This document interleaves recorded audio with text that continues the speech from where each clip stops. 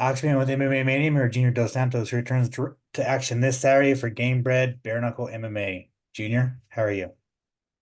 I'm doing fine. How about you? I'm good. I'm good. I'm very happy to be talking with you. And thank you for talking during fight week. I really appreciate it. You're 5 days out. How are you feeling? Feeling great. We put on the work at the gym. I'm feeling strong and feeling ready to put in a good show for everybody. Awesome. Before we get to your fight, I wanted to ask you, now that you've had I guess two camps with training bare knuckle, how was this new camp different from the first one? Because you've actually been in there with no gloves. It didn't really change much, because the thing is, the bare knuckle was kind of a very good thing for my style of fighting, because I move a lot. I like to work on to use my footwork all the time to not be, a easy target. And I'll also throw fast punches all the time, with a lot of speed and things like that. So I felt like I was home, in the first experience. So this time we were kind of doing the work in the same direction, But of course, this time we are a little more. We have a bit more freedom to do the whole thing, maybe takedowns, maybe jiu-jitsu. Let's see. We never know. Gotcha. How did it feel to get another win over Verdum? It felt great. A win is a win, and that's our main goal when we are fighting to get the victory. And thank God I was able to win that fight. And yeah, and I told them, I was able even to tell Verdun and all his team afterwards that I'm very thankful, for everything we went through, even with the rivalry that we created. I'm very thankful to be part of that thing, because my first fight in the UFC was against him, and 15 years later we fought again. That was something, very very special, actually, and I was able to win both fights, but not just because of that. Not that that's not I feel like that's not the most important thing. The most important thing is the journey itself, because he was a great champion, a great fighter with an amazing career. And our careers were kind of walking sideways. Them they were on their corner, I was on my corner, but they were kind of working together. So that's just a privilege, I feel. Yeah, and also, it was a big win over Verdun, but it was also you got back in the win column after, having a couple years without having a win. So how relieved were you to finally get back in the win column? It's great. It's great, and especially when you know that you're capable of doing, in a fight, and all the negative results I have before, I wasn't accepting that, because that wasn't my truth. I knew I could beat all of them, all of those guys, like and but the thing is, sometimes we gotta take some time with ourselves, step away, and especially on the mind, on the psychological side. You have to take your time. You have to understand things to make everything settle, so then you can have a better view of everything, And one of my friends, who helps me a lot, Rodo, he was telling me that at the beginning of my career, I was there to win. All the time I was there to win, and that's true.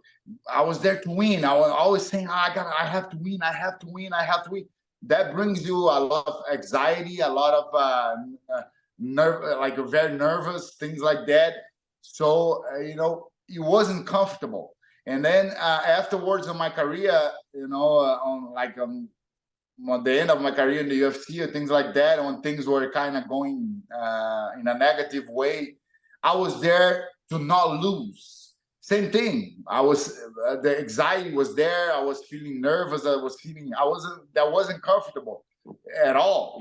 So the things and why that's why maybe the things weren't working the way they should. And my last fight with Verdun was the first fight in my whole career. I fought only my opponent. I didn't fight myself before because I wasn't there to win. I wasn't there to not lose. I was there to fight. Mhm. Whatever happens, that was the feeling. I'm here to fight. I'm here to show myself and to show what I'm capable of doing. And I wasn't focusing on winning or losing or whatever. Whatever happens, I want to show myself. And for the first time, I was there to fight, and then I felt great. And now, with 40 years old now, it's the first time that thing happened with me, and I feel like I discovered a new beginning for my career, for the moment, because everything what I knew that I wasn't able to show everybody, I wasn't able to represent the feelings I were having, the truth, my truth inside the octagon before, like when I was having the negative results. Now I feel like I have so much still to show everybody. Awesome. Well, thank you for sharing that. I really appreciate that. Well, let's just get right to it, man. You're fighting for another heavyweight title, bare knuckle heavyweight title against Alan Belcher. Um, you know, I was talking with Jorge about this matchup, and obviously he's had way more experience fighting bare knuckle, but you have more experience fighting, right? So, and and you're the true heavyweight. You've been a champion, you've had championship experience. So, looking at all the variables, how do you like this matchup? Well, I think it's a great match. Alan Belcher is a guy who has more experience with the bare knuckle thing. He got some good results with that and things like that. Good experience, and but I trust myself. I don't. I like a good challenge. I think it's a great challenge. I want to become a heavyweight champion for game bred bare knuckle, and it makes me very excited, and I'm looking forward to it. To get there and show 100% of me again. Not worry about the external things. Just focusing on showing myself, showing 100% of myself in the cage. And if I do that, I know the victory will come. I'm sure in your last fight, you kind of had to worry about Verdum maybe taking you down because of his jiu-jitsu. I highly doubt Alan Belcher is going to take you down. So I think we're going to get a good. You guys are just going to come forward and fight.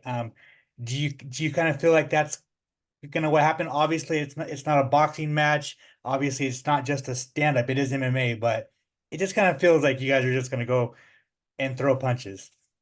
Yeah. Well, let me tell you something. Like I fought many guys already, and even the guys that they said they would stand up and bang against me. As soon as I start connecting those punches on their face, they become wrestlers. They become grapplers like this. So that's how I feel with Alan Belcher as well. He said, I'm gonna stay on the striking part of the fight or things like that. I don't believe that. As soon as I start touching his face, he's gonna try to grapple, and that's gonna be another big mistake because if he's really able to take me down or not, maybe I'll submit him then. Gotcha. Okay, well, at the end of the day, this Saturday night, March 2nd, how do you get your hand raised? Do you give Alan Belcher his first loss in bare knuckle? 100%. There's no doubt about that. You guys can come and watch and have some fun because it's gonna be the the real deal fight. Like it's not. There's no excuses. You're gonna be there throwing punches against each other, and only one is gonna come up with the victory, and that one will be me. Gotcha. And then finally, one last thing before I let you go. Your teammate Renan Ferreira picked up a big win this weekend, knocking out Ryan Bader. It looks like he's going to fight Francis next. Who really knows? But how, obviously you fought Francis, Renan. How does that fight kind of play out? Do you think Renan has a chance to beat Francis Ngannou? He will. If that fight happens, he will beat Francis Ngannou. You're not understanding what kind of fighter Renan is. Renan is an amazing fighter, and that's just the beginning of his career. That he's really fighting himself, in that moment of growth. So, man, that's just the beginning for Renan. He's so dangerous. He's so great. He's so well-rounded. He moves fast. He throws hard punches. He has a long reach. He's smart. He's enjoying fight. He enjoys the fight. So I see that fight against Francis Ngannou as one of the most exciting fights of the moment. To tell you the truth, I'm looking forward that to happen. And I'm not taking anything away. I'm a fan of Francis Ngannou. I really like his style, especially the power, how strong he is, the power he has.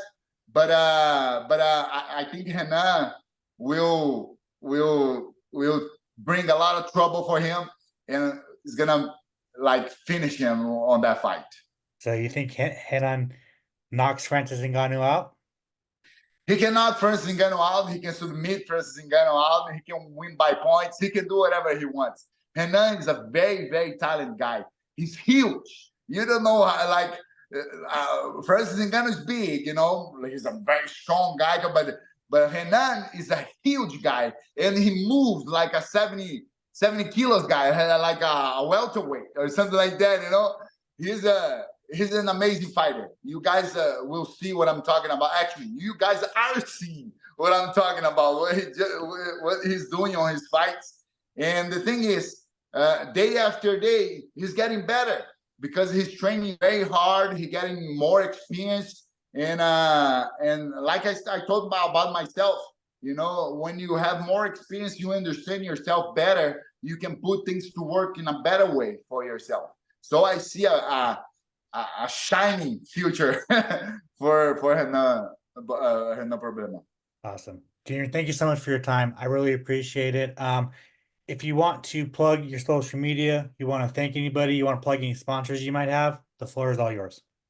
No, I just want to send a big hug for everybody, that have been on my team all the time. I really appreciate you guys to be there. I hope, to represent each and all of you guys in the fight. And for the guys that will be on the opposite side, that you guys are necessary too. You're part of the game, and you gotta believe. You're big part of my motivation as well. So thank you for all of you, and let's go.